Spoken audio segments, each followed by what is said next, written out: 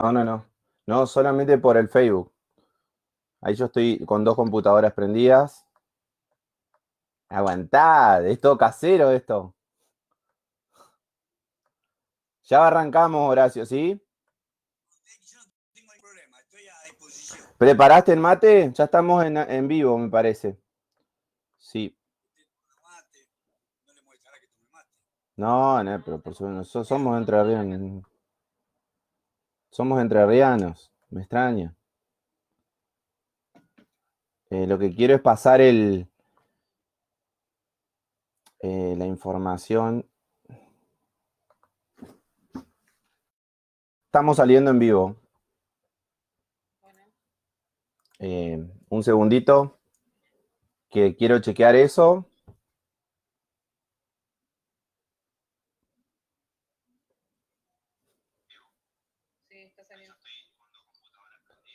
Ojo, ojo que hay alguien que está escuchando ahí. Si pusieron el Facebook, apáguenlo. Sí, yo quería probar si salíamos, nada más. Ah, bueno, perfecto.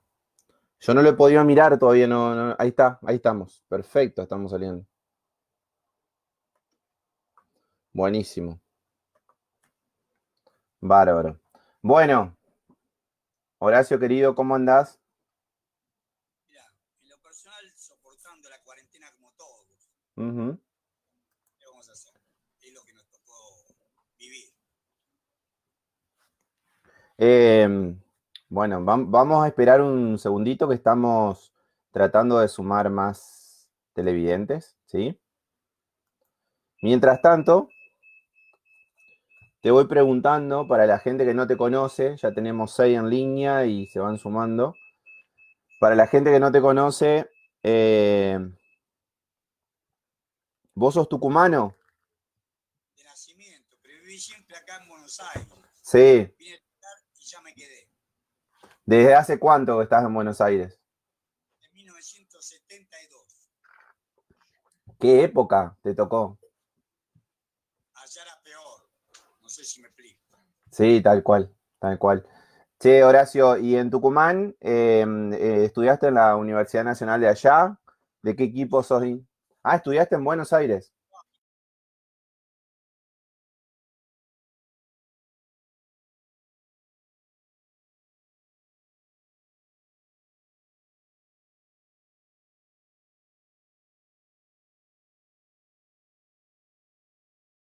No, no, dice video interrumpido. Ah. Desde Zoom te veo así. No sé en cara cómo está saliendo. No, no, no, está bien. Sí, eso voy chequeando. Está bien. Disculpen las imperfecciones a aquellos que están siguiendo en vivo. Horacio, bueno, preguntarte, como sabrás, estamos todos bastante preocupados por lo que está pasando y es evidente que queremos tener un panorama un poco más concreto de cómo la estás viendo vos, que sos uno de los tipos que seguimos habitualmente en diferentes medios, en el Cohete a la Luna, y la verdad siempre nos da un plafón de información, de datos, que nos invitan a pensar con mayor profundidad los temas de la actualidad. Bueno, muchas gracias, Juan. En realidad uno tiene años en esto y va viendo que la historia se repite como las estaciones del año. El discurso del 1 de marzo del presidente Alberto Fernández, eso les hizo pintar la cara, porque ahí en el discurso él dijo que le había dado la orden al Banco Central de la República Argentina para que se pusiera a investigar por qué se habían ido 88.371 millones de dólares, quiénes se habían comprado, o sea, cuál había sido el destino de esa plata. Y ahí se acabó el romance. ¿Por qué? Porque vos te endeudaste por 129.000 millones de dólares, la Argentina aumentó la deuda externa en la gestión Macri en 129.000 millones de dólares y se fueron 88.371 millones de dólares que el Banco Central, de los Sturzenegger, de los Caputo, de los Guido Sandleris, le vendieron alegremente a quien quería comprarle, gracias a las leyes permisivas de la dictadura militar y de Cabal, de la reforma de la Carta Orgánica de Caballo, la ley 24.144, que es la Carta Orgánica del Banco Central, le vendió a los bancos. Y es fácil para el Banco Central saber porque cada banco sabe a qué cliente o compraban para sí o le compró para un cliente. Claro. Y ahí en la mesa de enlace se pintó la cara diciendo que iba un lockout patronal. Un lockout que nadie lo dio ni bolilla porque la Argentina lo ignoró completamente. Viene el coronavirus, esta necesidad de hacer la cuarentena, y ahí hay un acierto del presidente. O sea, el presidente tiene dos grandes aciertos estratégicos y abre tres frentes. Los dos grandes aciertos estratégicos es primero apostar a la vida, apostar a la cuarentena para preservar la vida. Uno lo ve en la curva de casos, de infectados y de muertos de la Argentina, es mucho menor que el de los países de la región, por ejemplo, que Chile o Brasil. Y a su vez, el otro acierto va a ser el manejo de la deuda, o sea, tratar de separar de la deuda que ya está perdida, porque es deuda en moneda extranjera y en jurisdicción extranjera.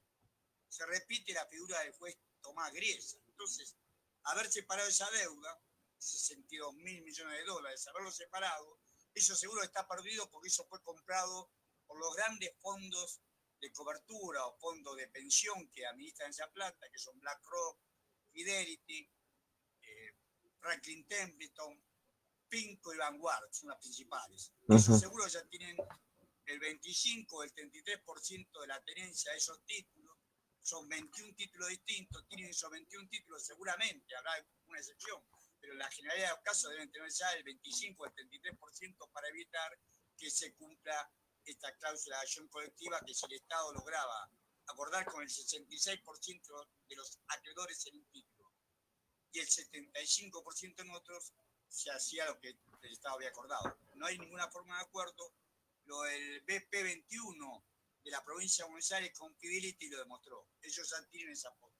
Entonces, sabiendo esta jugada, el gobierno, como buen tino, pagó mientras pudo y con el problema de la pandemia, de la cuarentena, suspende los pagos. Suspendió ya el pago en abril, el 22 de abril, te dan un plazo de teóricamente de 30 días, el 22 de mayo vamos a entrar en default, en cesación de pago, por eso no se va a pagar.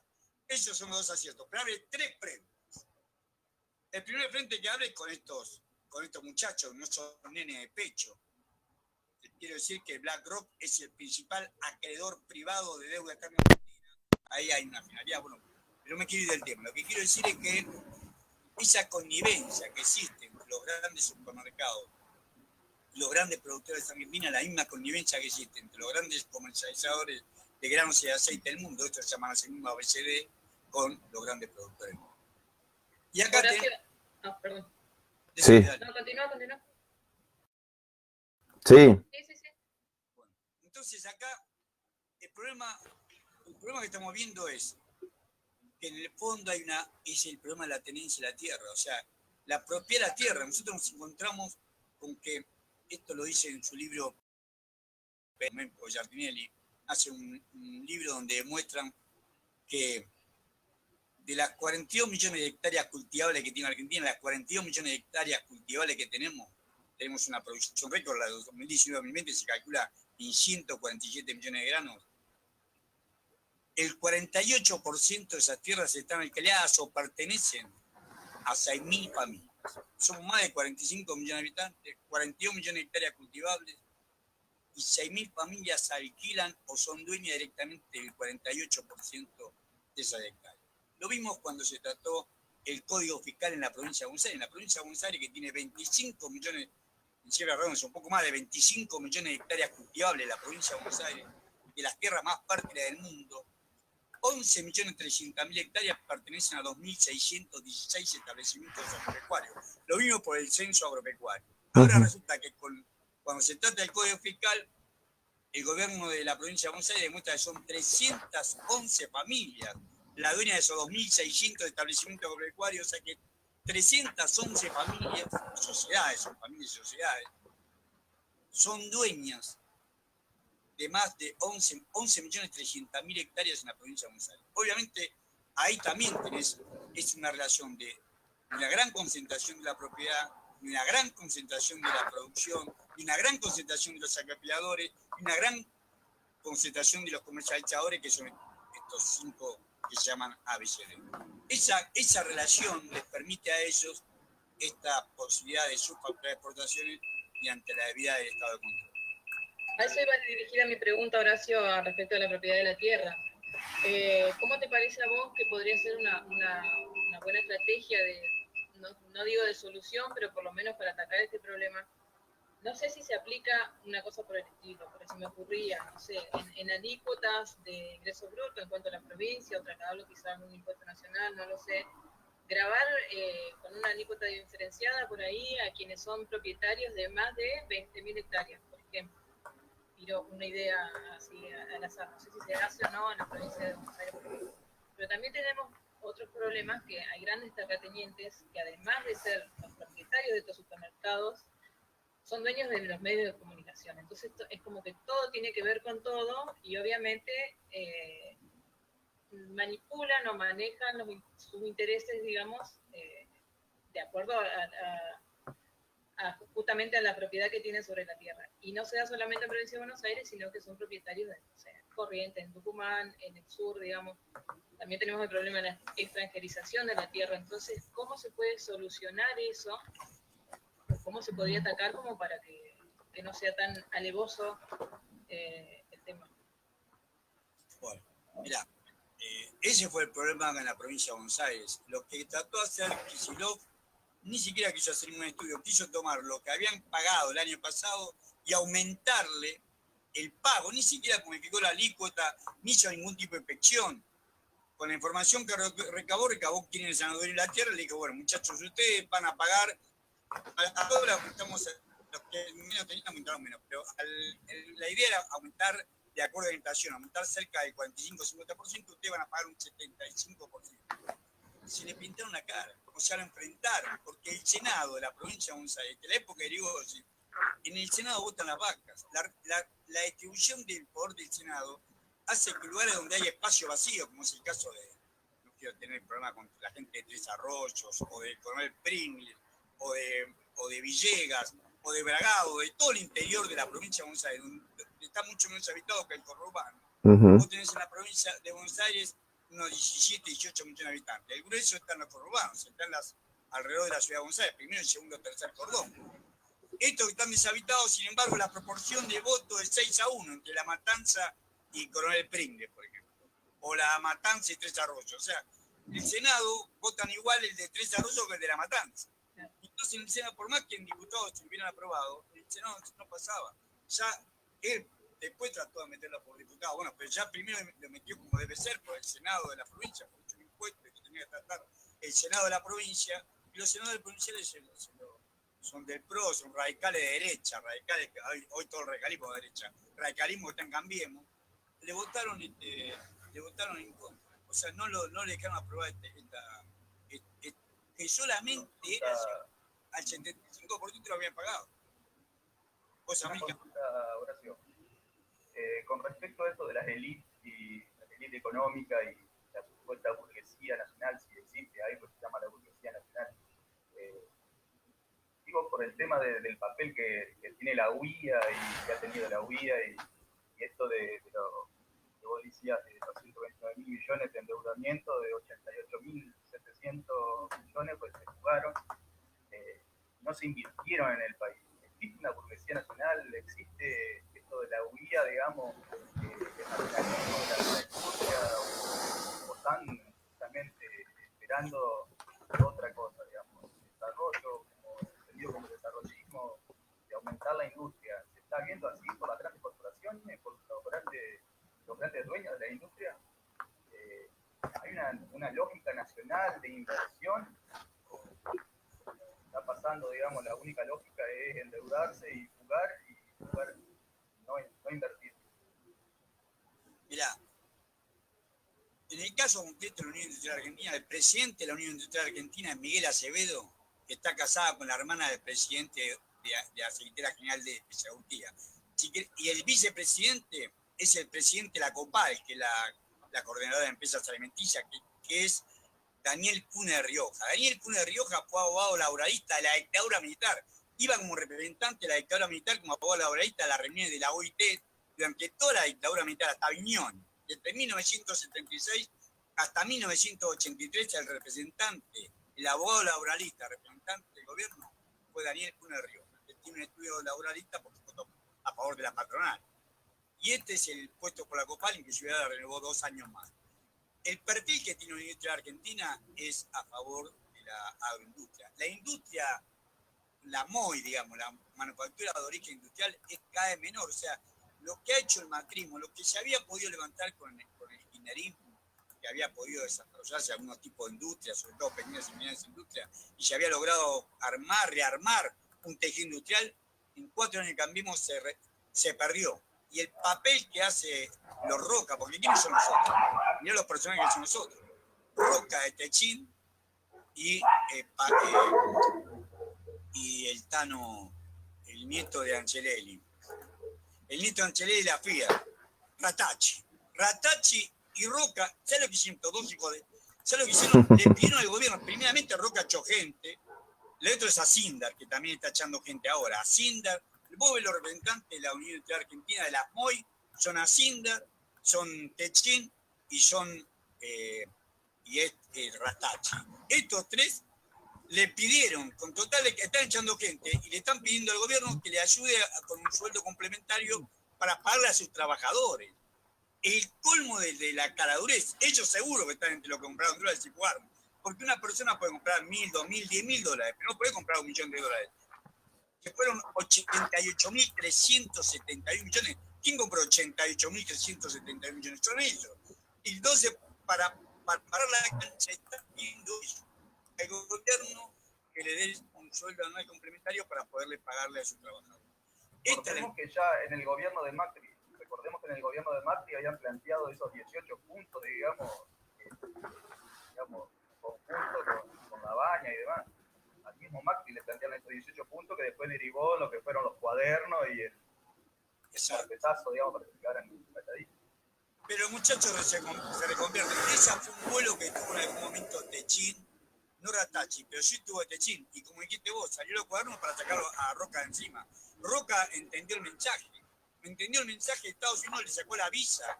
Roca no puede ir, Paolo Roca no puede ir a Estados Unidos porque Estados Unidos, la embajada le sacó la visa con el tema de los cuadernos enteros. Claro. La dos empresas de ellos, mirá lo tonto que son. La dos empresas de ellos, pero en realidad son todas las empresas industriales. Tenaris y Ternium que cotizan en Wall Street. Las dos valen menos de la mitad, no, ahora menos todavía, pero antes de la hasta el 20 de marzo de este año, o tomamos diciembre del 2019, de diciembre del 2019, cuando diciembre del 2015, las acciones de Tenaris y de Ternium valen la mitad. O sea que ellos sacaron plata, fugan plata, pero sus activos se le caen. Y aparte produce una fuerte tranquilización. Esto que estamos viviendo hoy, cuando Arcor tiene que salir a vender sus acciones para financiarse, porque Arcor no vende. Como no vende, porque uno lo primero que prescinde de lo dulce, la galletita, que es lo que vende Arcor. Por ahí tiene una campañita con tomate, pero también le hizo alguna jugarreta a Macri y le importó tomate. O sea, hubo cosas que le salieron mal. 2 años seguidos en rojo el balance que solamente había tenido rojo en la crisis del 2001 o 2002. En la crisis del 2001-2002, pero en el año 2002 tuvo rojo. Y después nunca más en toda su historia. Sin embargo, tiene rojo en el 2018, en el 2019, tiene terriblemente rojo.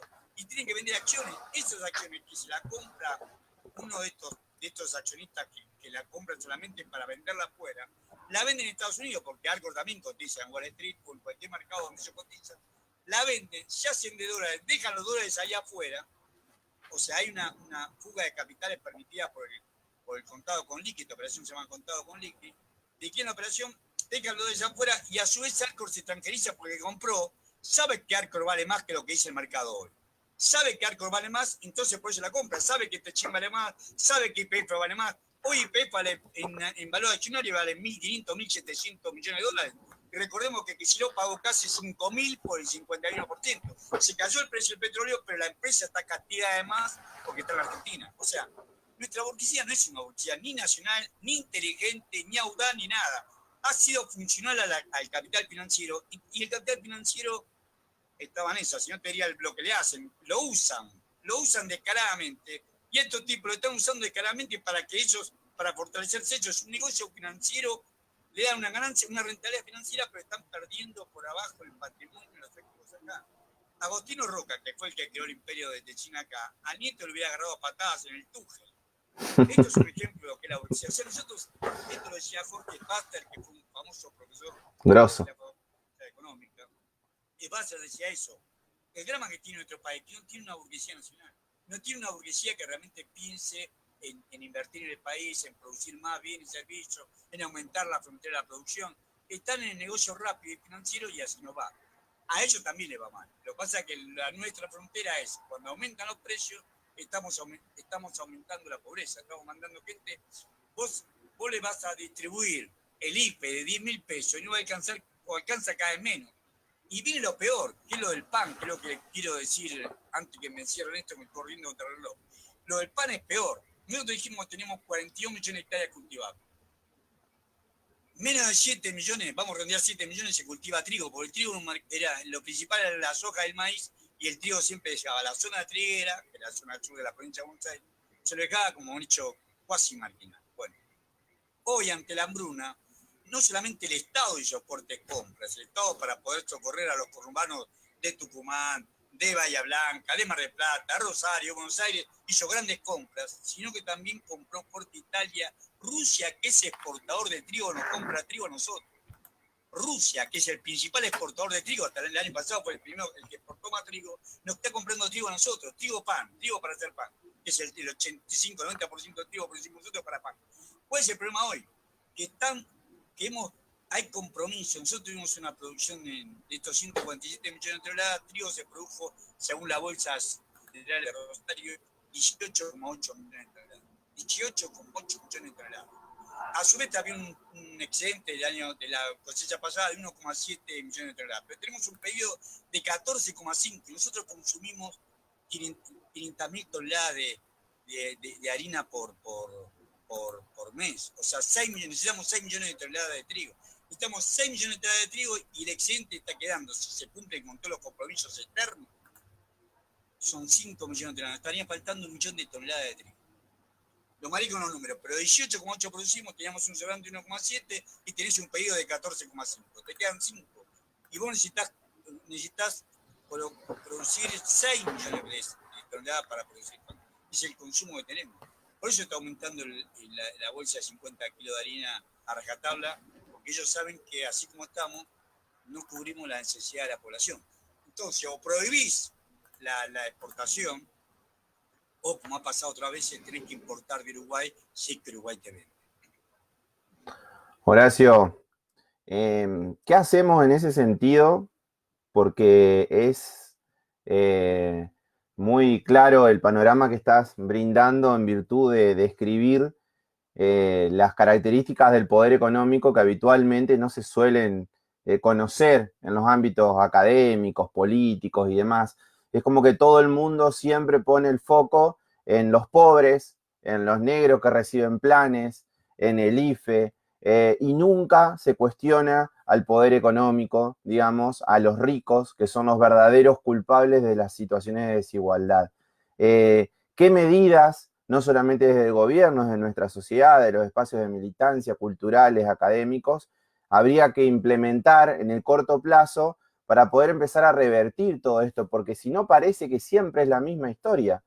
Nos cuesta una enormidad poder instalar, por ejemplo, el impuesto a la riqueza, que ni siquiera se ha comenzado a implementar, pero ellos instrumentan una movida como hacen con el tema de los presos, y gran parte de la Argentina termina acompañándolos.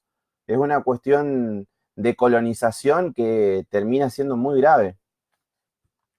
Es por lo que dijo Vanessa al principio, hay una fuerte relación entre el capital financiero, el capital agrario, la Unión Industrial Argentina entre nosotros y los medios. No es casualidad que los arandas sean grandes productores arroceros en Corrientes, o sea, los arandas de Clarín. Pues acá tenemos un grado de connivencia muy grande. Eso es lo que decís vos, Juan, es en el corto plazo es irreversible, hay que hacer mucha tarea política para esto y la hacemos todos en la medida de nuestras posibilidades. Pero económicamente hay una medida que hay que tomar ya, inmediata. El gobierno el viernes, o sea, ayer, suspendió la operatoria de compra de dólares por los brokers, por los accionistas de Borsati, por las bolsas. La Comisión Nacional de Valores le prohíbe comprar dólares.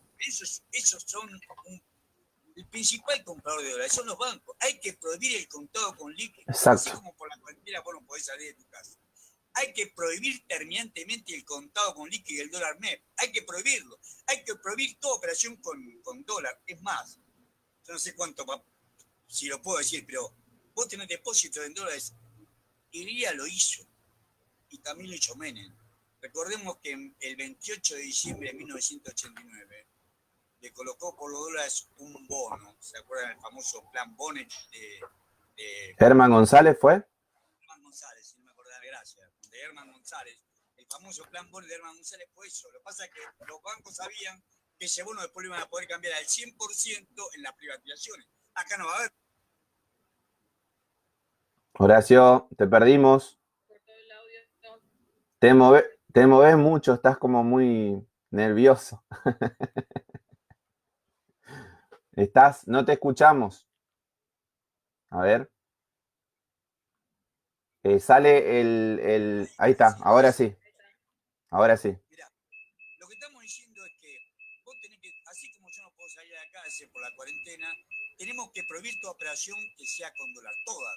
Y solamente dejar dólar para la pandemia y para dólares para importar, para exportar. Solamente si lo justificás con autorización expresa del Banco Central. Ahí tienen que ponerse firme el Banco Central y hacer un fuerte control cambiario. Si no hacemos un fuerte control cambiario, nos llevan puesto como fue en 2001, 2002. La primera medida es no dejar el dólar paralelo. El dólar paralelo creció en la cuarentena, creció 35 pesos. Estaba 85 pesos el 20 de marzo, el dólar blue, y ahora está a 120 pesos, se me ocurre esa camisa. 120 pesos. Esto es lo primero que tiene que prohibir. ¿Por qué? Por lo que dijimos al principio de todo. Las empresas van a fijar precio en base al dólar paralelo, o el dólar MEP, o el dólar contado con liqui. Cortar todo eso de raíz y meterlos presos. Castigarlo duramente, meter preso a quien opera con dólar. Sacarlo por la emergencia, prohibir, al revés de lo que dice Caballo, que hay que naturalizar el uso del dólar, al revés, hay que desdolarizar. La única forma que tenemos de proteger nuestro alimento, de proteger los precios, es desdolarizar la economía argentina. Y ahí hay otra propuesta, que lo hablé alguna vez con vos, Juan, hizo Mauricio Perlucker, de una moneda no convertible ni con dólar ni con ningún activo financiero, para utilizarla como moneda de cambio en el mercado interno. Son las medidas que urgentes había que tomar para evitar que se produzca una corrida cambiaria como hemos vivido tantas veces. Chicos, Amílcar, Vane, ¿tienen alguna pregunta? No nos queda mucho tiempo. Sí, queda un minuto. Podemos cortar 10 minutos y volver en un ratito. No, lo que podemos hacer es cortar y volver enseguida. ¿Por qué?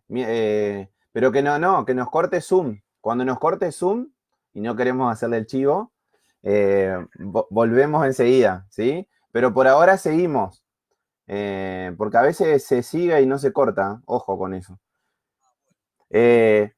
No, sí, por eso. Te quería preguntar, en virtud de mucha crítica desde la ortodoxia económica a lo que es la monetización de la economía como motivo fundamental para generar inflación. Esto quedó mostrado en el gobierno anterior, que no era tan así porque prácticamente no hubo emisión y hubo 60% promedio de inflación anual. ¿Qué decir a todo eso? Y sobre todo en este tiempo de que si bien puede haber monetización, no hay velocidad de circulación del dinero, o es prácticamente nula. Exacto, ¿no? El fenómeno inflacionario está formado por los precios, porque estamos viendo los grandes formadores de precios. Acá vimos el precio de los alimentos. Lo mismo podríamos decir de los bienes de uso difundido, productos petroquímicos, acero, aluminio, cemento.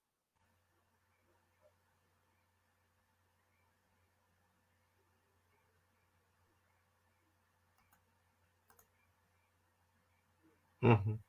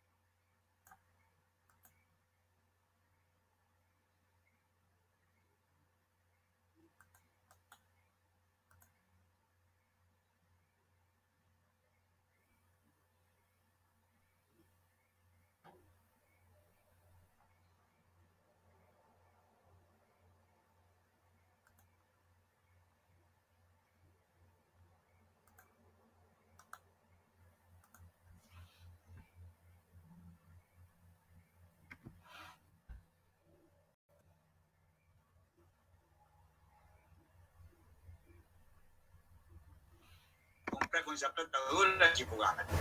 Esto lo llévatelo en tu casa. Esto es lo que tienen este acceso, este es el poder de fuego que tienen los bancos sobre nosotros, sobre el sistema financiero y sobre nosotros. ¿Cuál sería el camino, Horacio, entonces, para cambiar este patrón de acumulación del capital de valorización financiera? ¿Sería cambiar la ley de entidad financiera? De raíz. Hay que cambiar el concepto filosófico. Ellos hablaban, cuando ellos hicieron la ley de reforma financiera, de hablar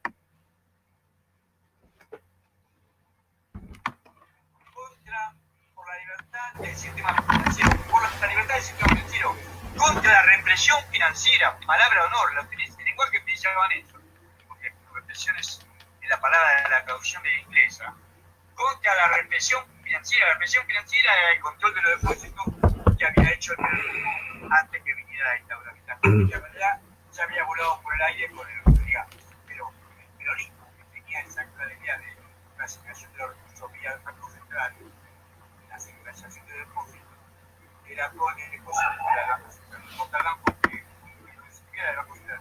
No necesita llegar a eso. Lo que sí tiene que hacer es que el depósito se pueda seguir en el lugar donde se quiere esa resignación. Si el dinero en Paraná, que lo presten en Paraná. Que la resignen en Paraná, porque en Paraná seguramente tiene pequeñas y medianas empresas. Después otra cosa, acá hay mala fe. A los bancos hacen un acuerdo con las actuales autoridades del Banco Central por la cual van a ir disminuyendo las leyes que es el último mamotrejo que está mientras, que van a ir disminuyendo. El nuevo presidente del Banco Central, Miguel Ángel Pérez, dijo la semana pasada, la anterior semana, hace una semana y media atrás, dijo el otro miércoles pasado, dijo que le había dado a los bancos capacidad para prestar por 460 mil millones de pesos. Al día de ayer, viernes, esos 460 mil millones de pesos habían prestado 140 mil. O sea, te das cuenta, están jugando en contra del gobierno, están dando préstamos a las pequeñas y medianas empresas, están jugando en contra del gobierno porque están amenazando permanentemente con su poder de fuego, que es que los depósitos de plata fijos se pasan. Por eso, si vos cortás raíz, haces por la emergencia, por lo gris, que se puedan comprar dólares por cualquier motivo, solamente lo pueden prestar el Banco Central y cortarse esa amenaza de raíz. Chicos. Quedaron en silencio, no me escucharon más, me da un poco. Te escuchamos.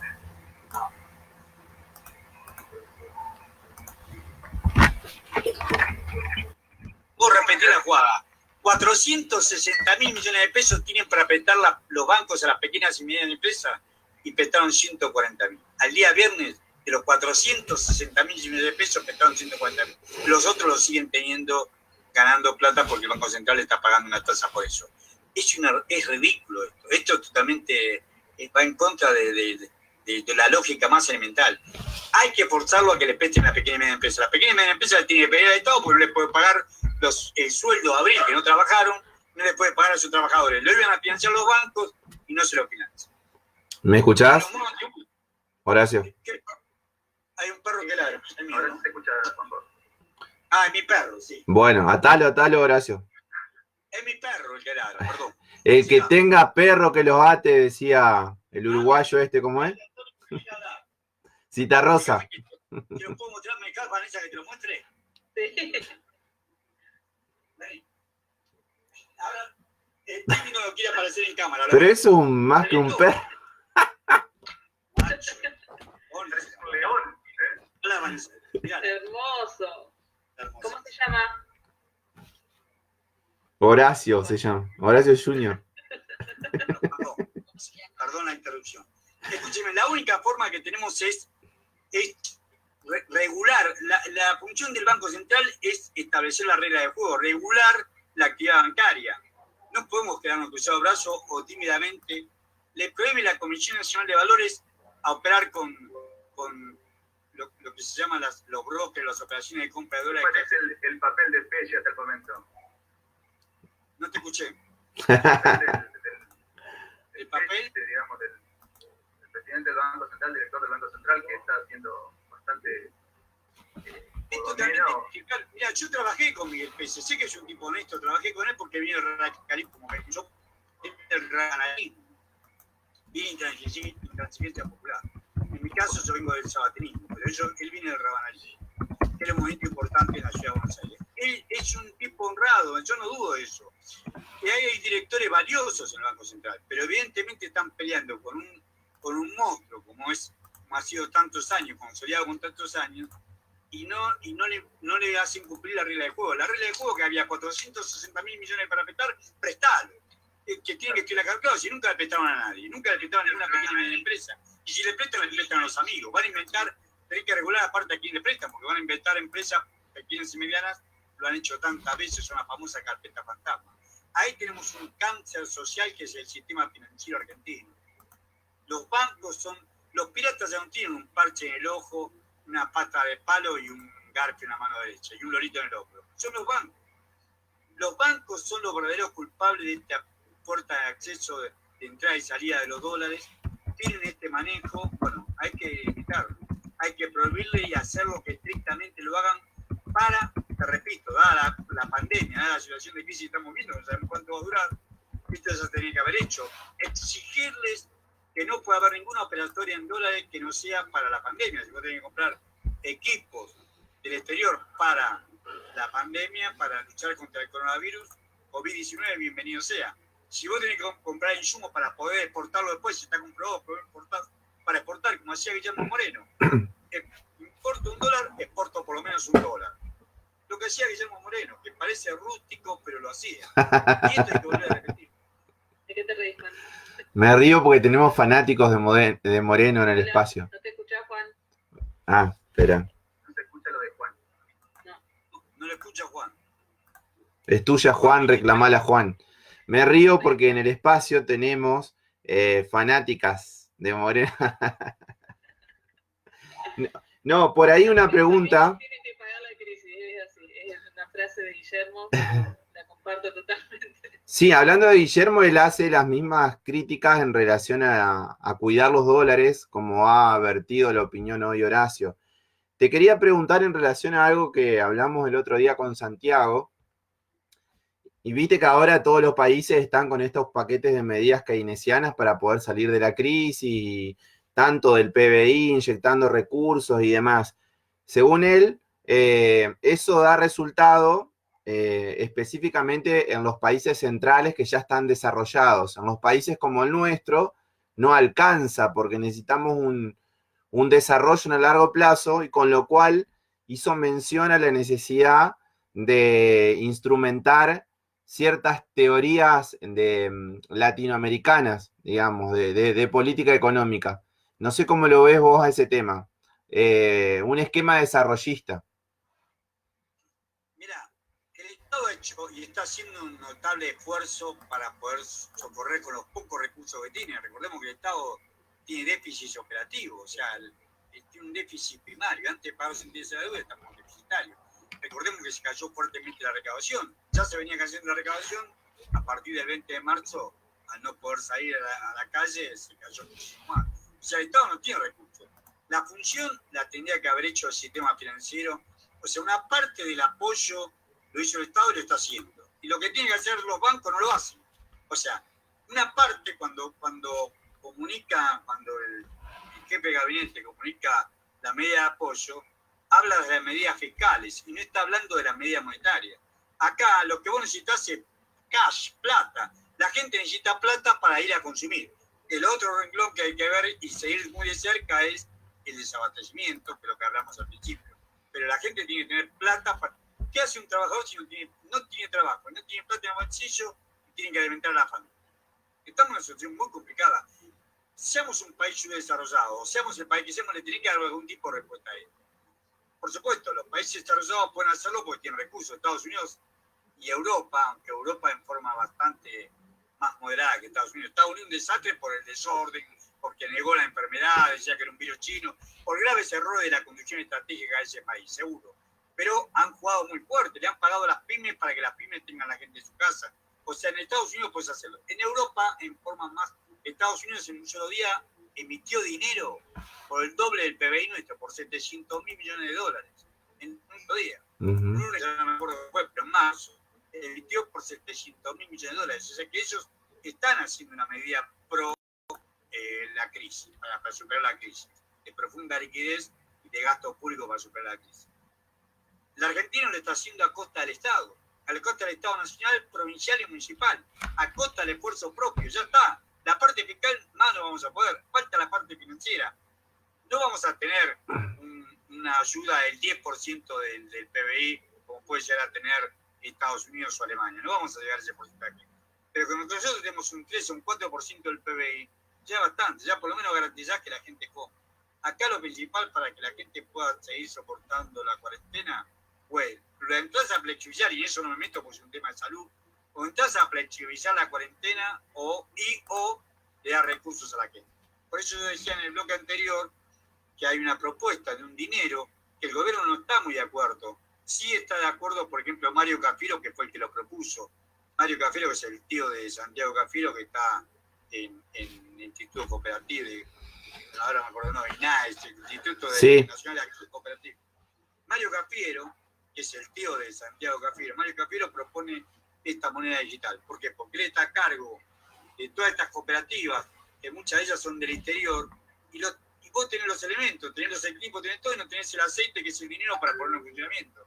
Entonces dice, bueno, hagamos un dinero que sea de circulación interna, que no sea convertible ni al dólar, ni a ningún activo financiero, ni tampoco al peso, pero que sí pueda pagarse con esos impuestos y tasas municipales, porque lo que convalida ese dinero es que vos lo podás utilizar en última instancia para pagar impuestos y para pagar tasas municipales. Si vos usás ese dinero con esa finalidad, ahí aumentás el circulante.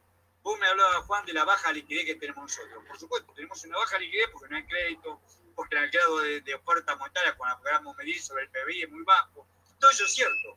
Entonces tenés que sustituir parcialmente el dinero por este cuasi dinero o dinero, o si querés un bono, inclusive ese bono para que no pierda su valor podría llegar a pagar un interés, como fue el caso de las LECOP que implementó el gobierno de Dualde, el gobierno nacional de Dualde, o los patacones que hicieron en la provincia de Buenos Aires. No me acuerdo la moneda que utilizó en Terrillo, sí que utilizó una moneda propia, no me acuerdo. El federal. ¿Cómo se llama el federal? Nosotros sí nos acordamos. Bueno, pero está bien, pero por ahí no fue muy feliz la experiencia. Pero en la provincia de Buenos Aires funcionó muy bien. ¿Por qué? Porque Dualde la usó para cobrar impuestos y la usó para hacer obra pública. O sea, tenemos que ver la forma de aceitar los mecanismos. Vos tenés los recursos, vos tenés la gente, tenés las máquinas, tenés la paga, tenés todo. De alguna forma tenés que volver a reinstalarlo todo esto. Y ese nexo que hace entre la gente, la máquina, el consumo, las ventas, poner ese circuito productivo en funcionamiento, lo hace el dinero. Como el dinero que tenemos no es suficiente, tienen que hacerlo este dinero paralelo. Y lo rescatás. O sea, le das un plazo. Yo me acuerdo que los patacones tenían 4 años de plazo. O sea, se habían metido en el 2001 y en el 2005 que se cancelaban. Y se cancelaron antes, porque vino después un préstamo al Banco Mundial y se canceló antes. Pero independientemente le das un plazo para cancelarlo y con eso aumentar la liquidez de la economía argentina. Hoy la economía se encuentra parada e ilíquida, sin dinero. La gente está en su casa sin un billete en el bolsillo. Pensá en los jubilados, en los pensionados, en los que viven de la changa. Yo, por ejemplo, lo veo acá en el Gran Buenos Aires, pero también me imagino lo que debe ser en mi provincia. En mi provincia de origen debe ser exactamente igual o peor, porque el grueso la gente tiene trabajo informal. Ahí en Tucumán vos tenés 1.450.000 habitantes. Se supone que un tercio de población económicamente activa. Tenés 200.000 registrados en el trabajo estatal, nacional, provincial, municipal, y 200.000 en el privado. Tenés por lo menos 50 o 70.000 tipos que no sabés qué vivir. Sí. Horacio, te quería preguntar, en ese sentido, hoy la escuchaba Fernanda Vallejos con Aliberti, seguramente tiene que ver esto con un trabajo donde vos debes haber participado. Estuvieron determinando que en la Argentina el 1% del sector más rico se queda con más del 15% de la facturación total del país. Y eso es un porcentaje de desigualdad superior a cualquier país de Latinoamérica, donde ni siquiera llegan al 10%. Ante eso, muchos sectores están proponiendo una especie de asignación universal para los sectores populares, los más vulnerables, digamos. El otro día Vudú, en una charla con Generación Patriótica, habló del ingreso universal para las mujeres. ¿Qué opinás en ese sentido como para empezar a revertir ese esquema de desigualdad que cada vez parece intensificarse más, ¿no? Sí, totalmente de acuerdo, pero para hacer eso primero tenés que financiar, y para financiarlo tiene que ser el impuesto que tienen que pagar los ricos, porque no lo vas a poder hacer con la emisión solamente. Y tampoco lo podés hacer con el dinero paralelo. La única forma que tenga un sustento, porque es una asignación por no trabajar, o sea, no es que aumenta la producción, y acá nos vamos a encontrar en un momento dado con un cuello de botella. Entonces, como es una asignación, un subsidio, tienen que ser de un origen real, y ese origen real tiene que ser el impuesto a los ricos. Eso se fue frenando, al principio salió con mucha fuerza, después se fue frenando, porque como dijiste vos bien, Juan, ni siquiera pudimos aprobar la ley, ni siquiera se pudo, y ellos están bicicleteando todo lo que pueden para aprobar la ley para que los ricos paguen. Si los ricos pagaran ese 1% que si vos le concentran, que pagaran, lo decía Keller, no son más de 12.000 o 13.000 personas los que tienen un patrimonio declarado de más de 3 millones de dólares. Si ellos contribuyeran al erario público, ahí vos tendrías sí para hacer esta asignación universal que está diciendo vos. No a todos, universal en realidad es una asignación específica a las mujeres, a los sectores más vulnerables de la sociedad, a las mujeres porque son amas de casa, porque tienen cargo de familia, todas las mujeres en mayor o menor medida. Y después también hay que ver los que tienen varios hijos. Después se puede estudiar, después se pueden hacer estudios sociales, pero primero tienen que tener recursos, y el recurso tiene que nacer del impuesto a la riqueza, de que realmente contribuyen a la riqueza. Y esto es lo que critica Fernanda Vallejo y que critica Bubú, que es bajísimo, es bajísimo. Ustedes son contadores y saben que todos los países tienen una proporción entre los impuestos al consumo, el impuesto al patrimonio y el impuesto a la ganancia. Más o menos un tercio, un tercio, un tercio. En la Argentina, de la recaudación del total de impuestos, el IVA y los impuestos al consumo son el 70%. El 70% que recaudamos es impuesto al consumo. Cuando vos ves el impuesto al patrimonio, en nacional el impuesto a bienes personales no existe, pero veámoslo a nivel de la Constitución que dice que lo tiene que cobrar la provincia. Menos la provincia de Entre Ríos por la gestión de Urribarri, que es la que mejor perfil da, pero las demás provincias, por ejemplo la provincia de Buenos Aires, con la tierra más rica del país y una de las más fértiles del mundo, el total de la recaudación del impuesto al patrimonio rural, el impuesto patrimonial rural, al campo, a la tierra productiva, la tierra que produce, o que no produce, pero la tierra, no urbano, sino rural, el impuesto inmobiliario rural es el 0,4% del PBG de la provincia, 0,4%, nada. Más paga el que vive en la primera, segunda o tercer cordón de Gran Buenos Aires lo que paga en todo la tierra. Y estamos hablando, dijimos al principio, que eran 311 familias y sociedades las dueñas de más de 11.300.000 hectáreas en la provincia de Buenos Aires. Sin embargo, no logran pagar pagan menos que los que tienen inmobiliario urbano en la provincia de Buenos Aires. Salvo la provincia de Entre Ríos, lo hemos hablado con vos, Juan, varias veces, por la gestión de Urribarri, que le aumentó fuertemente el impuesto inmobiliario rural, y por eso hay que el campo de Entre Ríos. Pero acá, en la provincia de Buenos Aires, no paga nadie. Los Blancos Villegas tienen 250.000 hectáreas en Tandil, que es una zona más rica. Hay que ver cuánto pagan. No pagan. Lo hacen por el Gran Chupra y no pagan. Axel intentó hacer una especie de reajuste y hubo un feroz recrudecimiento de lo que es el poder económico. Bueno, por eso mismo, hasta que uno le doblece, no te pongas de acuerdo con ellos, le decís, señores, tienen que pagar, porque si no, de otra forma, esto no funciona y ustedes van a ser los culpables de todo esto, y penarlo de alguna manera con esto. Si vos no le logras poner ese límite, y si uno hace que ellos contribuyan mínimamente, no podemos pensar en sacar recursos para una asignación, porque es un subsidio. No podemos subsidiar porque el Estado está en rojo. Y va a estar más en rojo a medida que se profundice siga la cuarentena. Es una situación muy delicada. Mirá la situación que tiene que enfrentar Alberto Fernández. Los tres frentes de este. El frente externo lo tenemos claro con el avance de los bancos y el chantaje que están haciendo al gobierno por la propuesta que le hizo que no pagarlo durante 3 años. En el frente de los bancos le estamos viendo la presión que me hagan que van a pasar los plazos fijos a dólares.